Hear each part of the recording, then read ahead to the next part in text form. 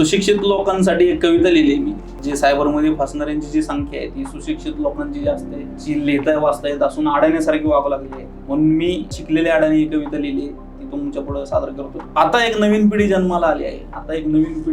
जन्माला आली आहे. लिहिता वाचता येत असून अडाण्यासारखी वागू लागली आहे. प्रत्येकाला पैसा जलद गतीने कमवायचा आहे. काम नको, कष्ट नको, कमी वेळेत दाम दुप्पट मिळवायचा आहे. याच मानसिकतेचा फायदा घेतला जातो. प्रलोभने दाखवून, खोटे बोलून तुमच्या खात्यातील पैसा लुटला जातो. ऑनलाईन असताना पदोपदी धोका असतो. फसवणूक करणारा जसा मांजरींच्या पिल्लांवर टपून बसलेला भोका असतो. व्यक्तिगत माहिती अनोळखींना